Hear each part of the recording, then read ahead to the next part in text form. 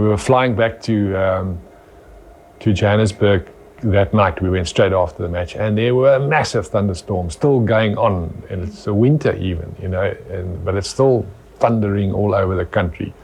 And we fly, but nothing could worry the team. We were going to the finals. The South Africans would next face the winner of the New Zealand-England game, which was to be played the very next day.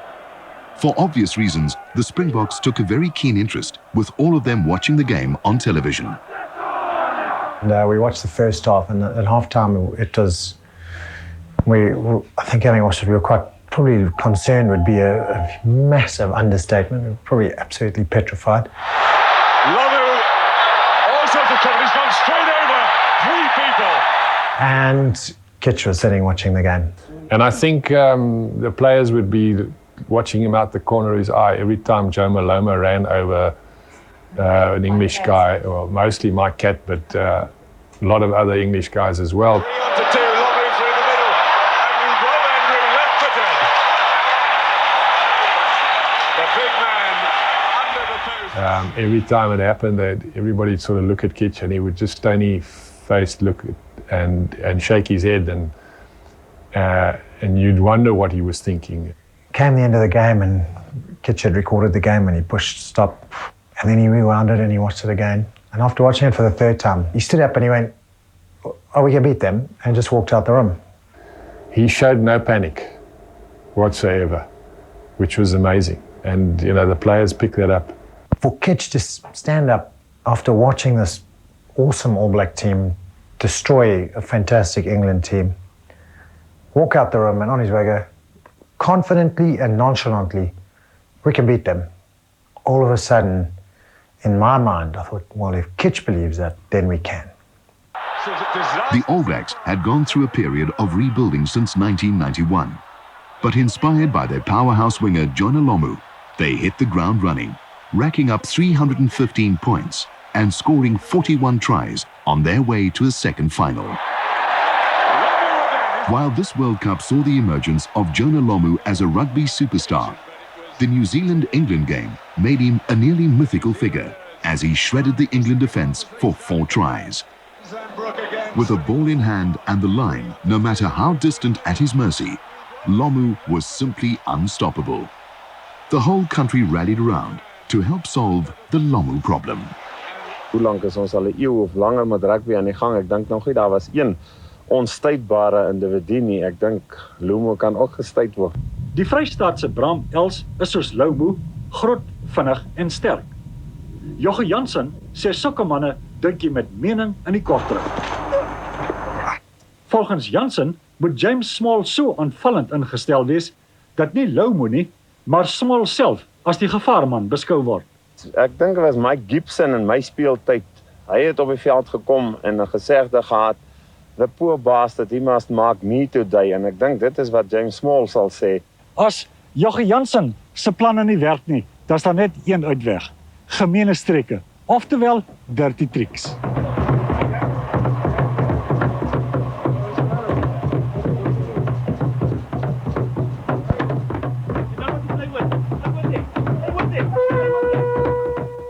If anything, the media hyped that up to a point that it was worrying for us.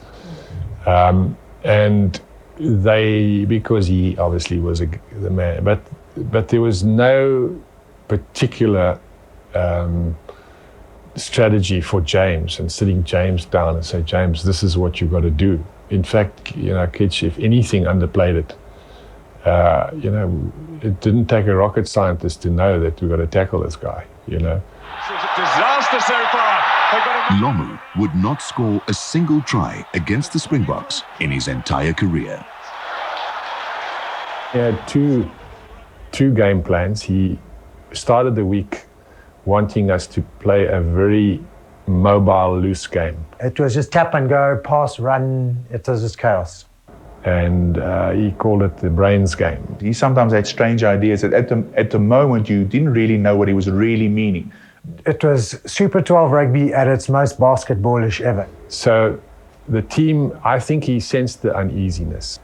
We felt, why change our game pattern? Why change our approach that brought us to the final for the final. And he said to me about on the Tuesday, he said, you know, I think the team's a bit uneasy with this plan of ours. By then it was our plan. And I said, yeah, you're right, Gitch. I think the team, they're not comfortable. If they're not going to be totally committed and comfortable with it, we can't go halfways. And he changed it back like that, and he said, right, let's go, let's do what we know. And so, on the 30th day of the 1995 Rugby World Cup, 63,000 spectators crammed into the Ellis Park Stadium in Johannesburg. They were joined by millions of television viewers in 130 countries around the world. All took their seats to witness the colourful closing ceremony, which signalled the final chapter in what had been a spectacular rainbow tournament.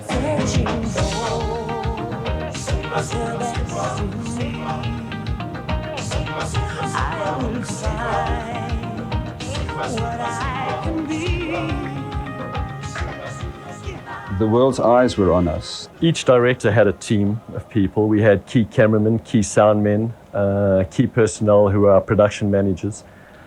And for a Rugby World Cup game, we would, obviously we'd set everything up beforehand, obviously where our cameras were going to be and so on.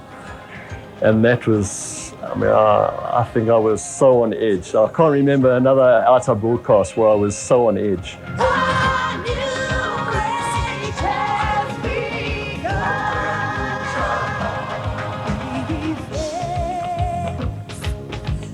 I think being nervous when you are going to sing, that's where you collect all your energy and strength and you're able to focus. It was something like, I'm hurried to see them. I want to sing for them, and started to remember. Is the alto still there? Hey boy, are you still there? Yeah, you, okay, all right, don't forget, that is nervous. He is right. But I don't call nervous myself. I said, I'm very happy that today I have a chance to sing for them. The SAFU people said, Dan, we want you to come and sing it live in the stadium an hour before kickoff. And then on the day itself, I mean, I had goosebumps.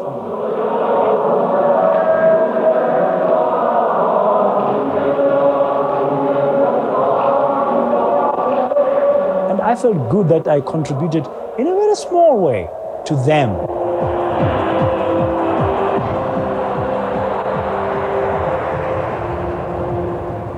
We knew the plane was coming over because we had somebody in our box on a walkie-talkie system to the pilot. So we knew exactly where that pilot was. We had a camera up in a helicopter tracking the plane coming over the stadium. The biggest problem with the flying over Ellis Park was the timing. And we came up with a time of 2:31 and 45 seconds overhead the stadium, and that was our time over target. We managed to put it together, and we did, as I understand it, we were overhead exactly on time. That plane coming over the stadium just set the tone for the whole afternoon. I mean, it was just so spine-tingling. I thought it was flying too close for my liking, and you never know such a magic moment to have a weird ending. And then just before we went over the stadium, we opened up to maximum power, and we tilted the aeroplane up very slightly, and we basically hoped that we were going to push that noise into the stadium to get it vibrating and to get the 70,000 odd people stamping their feet, and I think we achieved that. Well, the noise, I mean, that just really nearly took the roof off the Obi truck. I mean, it was so loud. I mean, we could virtually feel ourselves shaking in the van. I would like to talk to that pilot and say, what's wrong with you? Well, we flew over the stadium twice, and we flew like the wind back to Johannesburg International. We landed. There was nobody to meet the aeroplane, and we switched it off. A guy came along with a little ladder. We climbed down that. There was nobody, there wasn't a soul. And we hopped in our cars, and we believed, well, all of the traffic cops will be watching the rugby as well. And I think I missed about the first 5 minutes of the game.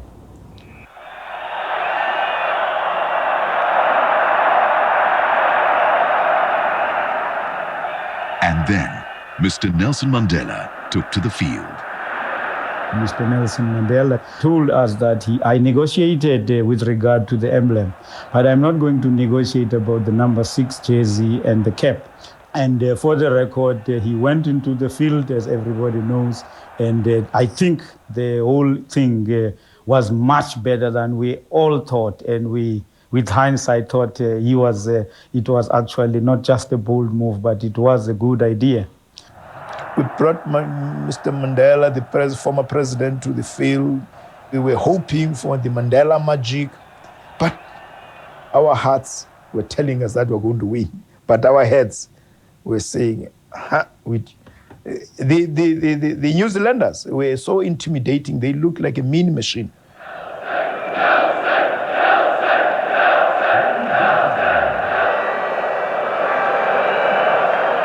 Before they start, I saw those people from overseas that, just like they can break you. There was a big debate before that whether we should face the haka or not. Some teams turned their back. I think it's disrespectful. I think you should face it. One should respect the opponents and their traditions. And I said to the guys, I believe we should face them as close as possible. And as they did the haka, they moved in, and so did we. And we ended up really facing each other centimeters away. And I could see in their eyes, they were uncomfortable with it. They didn't expect the challenge. And that shook them a bit right from the start. So they didn't like that. After thrilling throughout the tournament, New Zealand never got going. By the end of normal time, they seemed to have believed their erroneous one-man band reputation. But their sole tactic of slinging the ball out to Lomu was stifled by James Small's superb man-marking job on their star man. Lomu off to Osborne. If the All Blacks' offense was overpowering and their defense suspect, none of it showed in the final, as they didn't score any tries but didn't concede any either. Same with the Boks, who controlled the game's first half and led 9-6, the scoring being a duel between kickers Joel Stransky and Andrew Mertens. Yes, he's got it!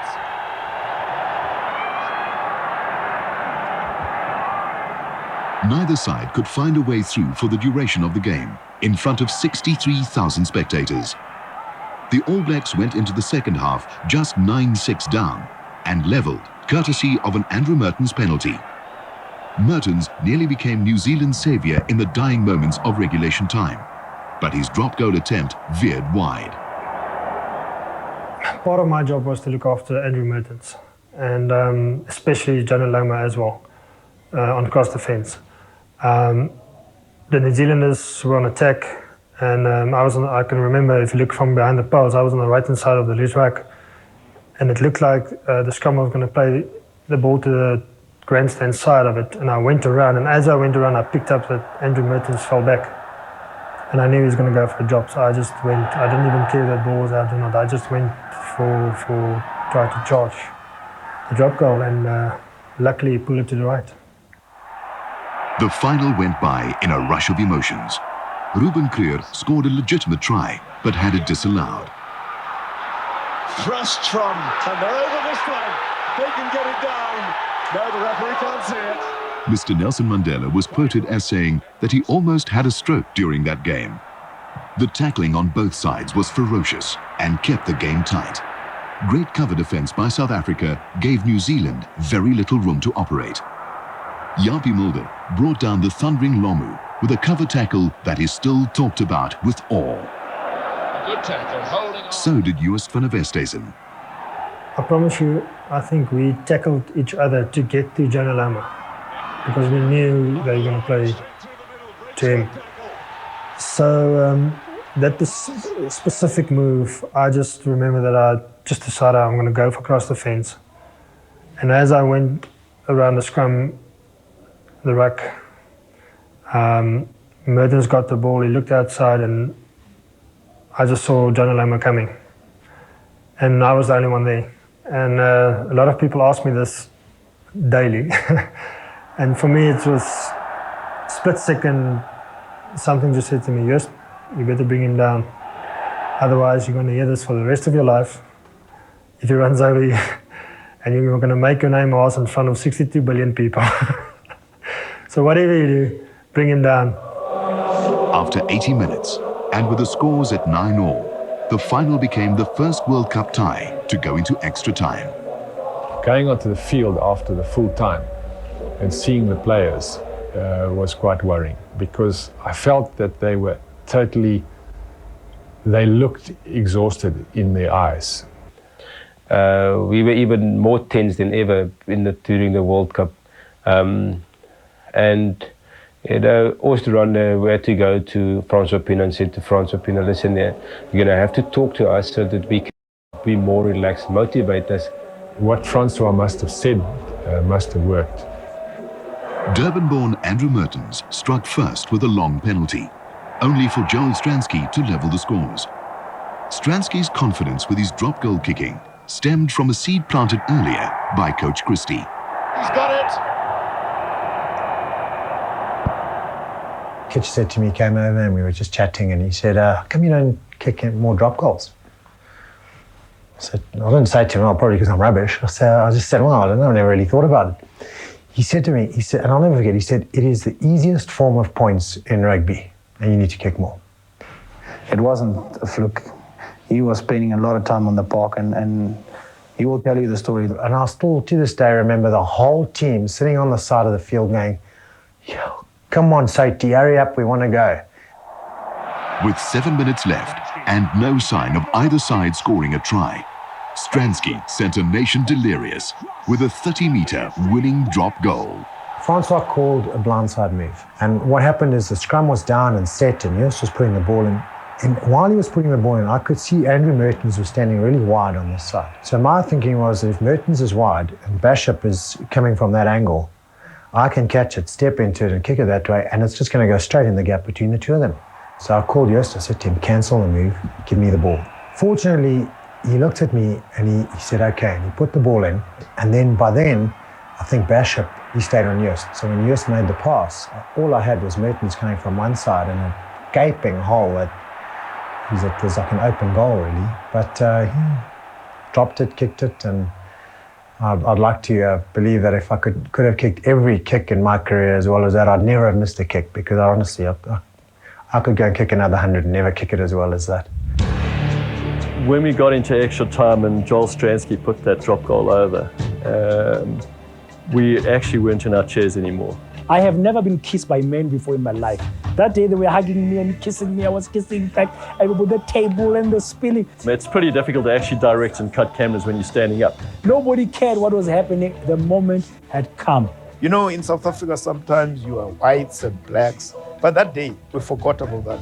I think as one New Zealand ambassador subsequently said that the win was actually a gift by New Zealand and a contribution towards the reconstruction and development program.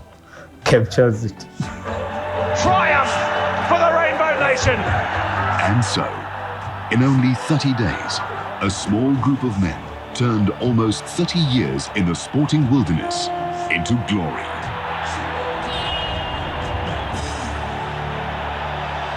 Just one of the gems out of Rugby World Cup was that photograph taken from out the back of the stand of Joel's kick. That picture is in the South African Rugby Museum, and I have one in my study. And I love running along the line of press photographers to try and identify the South African press photographer. And there he is with his hands up in the air. There's another part of that picture. We racist South Africans. The photograph doesn't reflect Chester Williams, but there he is. He's hidden behind the goalpost. You see, then at that stage, transformation was not that important. Note taking. I was behind the poles. I was hoping, I was thinking, if the ball goes against the pole, I can obviously catch the ball and score a try. And I was chasing the ball, but that's it. I never knew I was behind the pole, and. You know, you can only count 29 players on the field, and I'm the one who's not there. But you know, it's amazing that it had to happen with me. But that's how it is. You know, we all Oh, happy that we've won the World Cup. Doesn't matter if I'm on the photo or not. As long as people know that I was there, I think what they must do, they must draw me there for one day and to be back in the photo.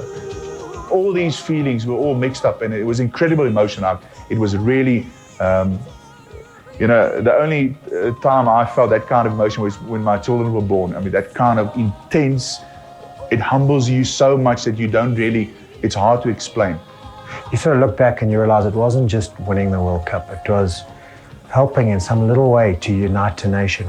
A few men that enjoyed playing the game that they love so much, did more for this country than any politician besides Mr. Nelson Mandela.